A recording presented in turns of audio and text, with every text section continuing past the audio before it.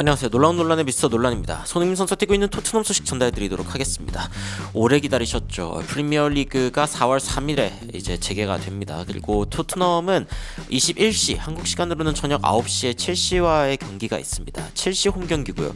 분명히 토트넘에게는 쉽지 않은 경기가 될 것 같습니다. 그래서 이제 외신에서도 토트넘이 6명의 변화를 만들 수 있다. 특히 선발 변화에 굉장히 큰 변화가 있을 것이다 라는 이야기가 있었는데, 직전 경기가 풀럼과의 경기 2대0으로 졌던 장면이죠. 최근에 언론에서는 손흥민 선수와 그리고 토트넘 현재 상황에 대해서 어떤 이야기들이 나오고 있는지 바로 들어가 보시죠.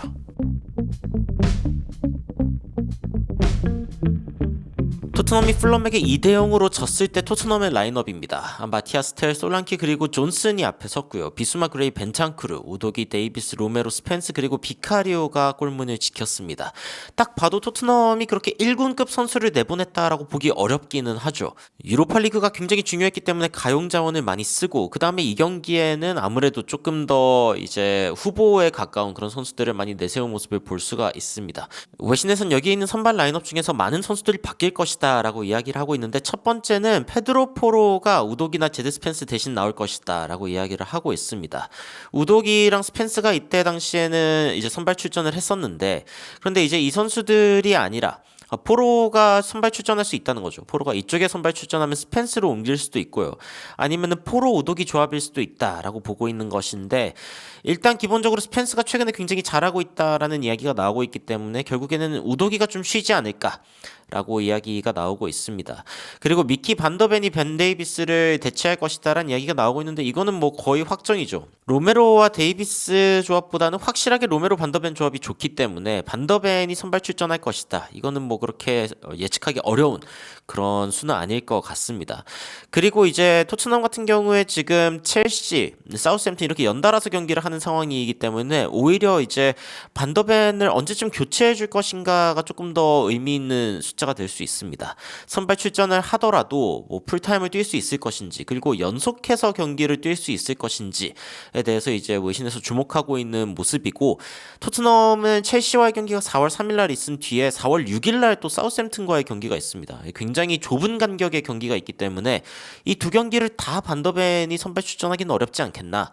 어쩌면 이제 첼시전 정도를 선발로 나서고 좀 쉴 확률이 있지 않을까, 이렇게 보고 있는 것 같습니다. 안 그래도 그 다음에 또 중요한 경기인 아인트라흐트와의 경기가 펼쳐지기 때문에 토트넘 입장에서는 반더벤을 첼시전에 실험해보고 그 다음에 아인트라이트 때 제대로 된 컨디션으로 투입하는 게 좋겠죠. 그리고 루카스 베르발이 아치그레이 대신 뛸 것이다 라는 이야기가 나오고 있는데, 지금 수비형 미드필더에 뭐 지난 경기에는 그레이가 섰습니다만, 아무래도 그레이보다는 최근에 좀 폼이 좋은, 그리고 조금 더 성숙해진 플레이를 보여주고 있다고 평가를 받고 있는 베르바를 6번 자리에다 놓을 확률이 있지 않겠나 라는 이야기가 나오고 있습니다. 이 수비형 미드필더 자리가 토트넘 입장에서는 오랫동안 좀 고민이 되던 지점이고, 비수마 같은 선수들을 쓰기도 하고 벤창쿠르 같은 선수들을 쓰기도 했지만 좀 애매했거든요. 그런데 수비형 미드필더를 원래 주 포지션으로 가지고 있는 그레이라던가, 아니면은 최근에 좀 성숙한 플레이를 보여주고 있고 피지컬적으로도 좋으면서 또 전진하는 능력도 있는 베르발 같은 선수들이 패스를 뿌려주고 또 앞으로 나아가고 하는 그런 장면들이 또 인상적이었던 것 같습니다. 그래서 베르발을 선발 출전시키지 않을까라고 예상을 하고 있고요. 그리고 메디슨을 비수마 대신에 좀 출전시킬 것 같다라는 이야기가 나오고 있습니다.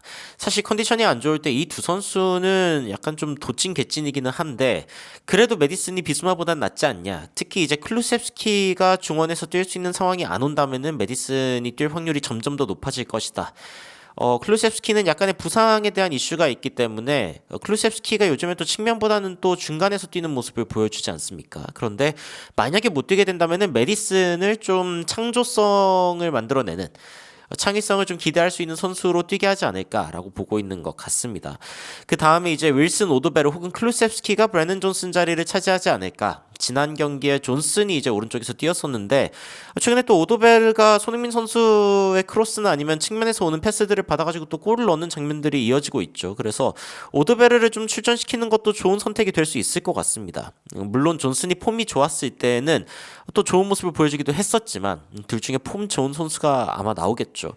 그리고 클루셉스키가 출전할 수 있는 가능성 역시 이제 뭐 보도가 되고 있지만 아직까지 확실한 상황은 아닙니다.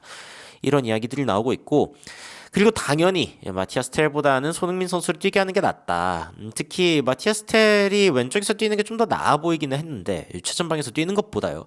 하지만 토트넘의 베스트 11에서 자리를 잡을 수 있을 정도의 플레이를 보여주진 못했다라고 이야기를 하면서 손흥민 선수가 당연히 looks a certainty, 확실하게 이제 측면 쪽에 설 선수로 나오고 있다라고 이야기가 나오면서 마티아스 텔 선수는 이번 경기 아마 선발로 출전하기 어렵거나 아니면 이제 오른쪽에 오드베르 존슨이 다 좀 애매하다 싶을 때 여기에다가 좀 텔을 옮길 수 있지 않을까라는 생각도 하고 있는 것 같습니다. 텔 같은 경우에는 그래도 포지션을 그렇게 가리는 선수는 아니지만 아무래도 토트넘에 확실하게 지금 녹아들지 않았다라고 평가할 수밖에 없는 상황이기는 하죠. 그리고 토트넘에서 손흥민 선수가 여전히 굉장히 큰 영향력을 발휘하고 있다는 모습은 여전히 최근 경기들을 봐도 알 수 있습니다. 손흥민 선수가 없었던 플럼전 전반전은 진짜 최악에 가까운 경기력을 보여주기도 했었고요.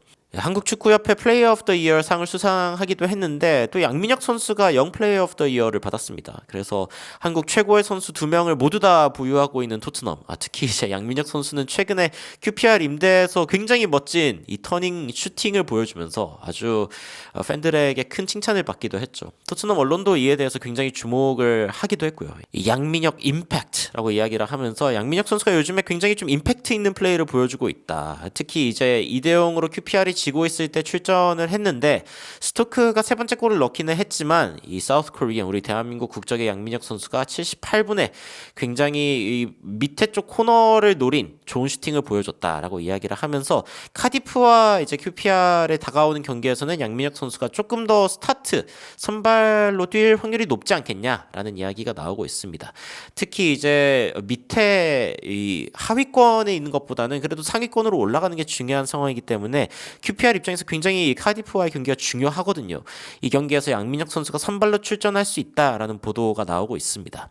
여하튼 토트넘 입장에서는 이 손흥민 선수와 양민혁 선수를 모두 데리고 있는데 굉장히 현재의 중요한 자원 그리고 미래의 중요한 자원이 될 수 있다라는 이야기가 지속적으로 나오고 있고 또 손흥민 선수가 KFA에서 올해 선수를 받은 거에 대해서 또 메디슨이 축하하는 그런 이야기를 남기기도 했습니다. 그리고 이제 토트넘에서도 손흥민 선수의 수상을 축하하는 모습을 보이기도 했죠. 토트넘은 여전히 손흥민 선수의 활약이 기댈 수밖에 없는 그런 상황을 보여주고 있습니다. 특히 토트넘의 포스테코글루 감독은 이라올라 감독한테 자리를 뺏길 수도 있다라는 이야기가 지속적으로 나오고 있을 때 사실 토트넘을 멱살 캐리할 수 있는 선수가 손흥민밖에 없다라는 건 이미 많이 알려진 사실이죠. 포스테코글루 감독과 레비에게 점점 더 이 압박감이 세지고 있는 가운데 토트넘에게 사실상 유로파리그 트로피밖에 답이 없는 상황이다. 라고 이야기가 나오고 있습니다. 그래서 이 유로파가 중요한 건 맞는데 이 유로파를 앞두고 가장 중요한 경기가 있다라고 하면은 바로 이 첼시전입니다. 4월 3일날 치러지는 이 첼시전은 사실 유로파를 치르기 전 사실 강팀을 상대하는 마지막 타이밍이거든요. 왜냐하면 그 다음은 사우스햄튼이고 그 다음은 울버햄튼인데 둘 다 지금 좋은 상태가 아닙니다. 토트넘 입장에서는 굉장히 강한 상대를 좀 상대해 볼 수 있는 이 아인트라우트전의 마지막 점검 단계라고 이야기를 할 수 있고 물론 그 뒤에는 또 노팅엄과 리버풀 같은 어려운 팀들이 다가오기는 합니다만 첼시전이 그만큼 중요하죠.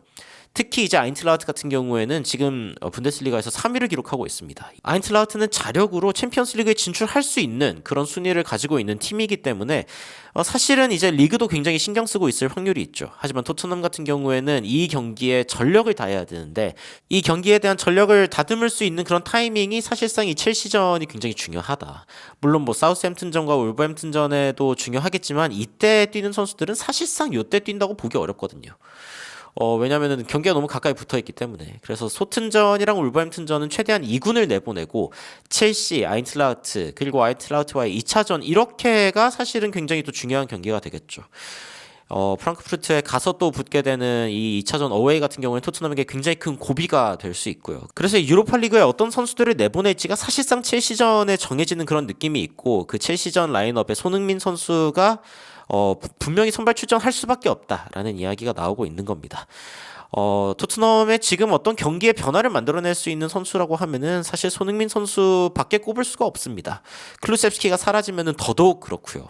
클루셉스키가 중원에서의 어떤 창의력을 좀 발휘해 준다던가 하면 또 이 자리나 아니면 메디슨 자리를 좀 넘볼 수 있을 것 같기는 한데 지금 클루셉스키의 부상이 또 얼마나 지속될지 이런 부분들도 좀 지켜봐야 될 것 같습니다만 일단 이 라인업이 그대로 확정이 된다면은 첼시와의 경기 이후에 아인슬라이트와의 경기에서도 이 선수들이 선발로 출전할 확률이 굉장히 높아지는 그런 상황이 아닐까 싶습니다. 여러분들은 토트넘의 첼시전 선발 라인업 그리고 앞으로 유로파에 어떤 선수들이 선발 라인업으로 뛰어야 된다고 생각하시는지 굉장히 궁금한데요. 댓글로 의견 남겨주시면 더 흥미롭고 또 관련된 소식들로 여러분 찾아뵙도록 하겠습니다. 이상 놀라운 논란 미스터 논란이었습니다. 시청해주셔서 감사합니다.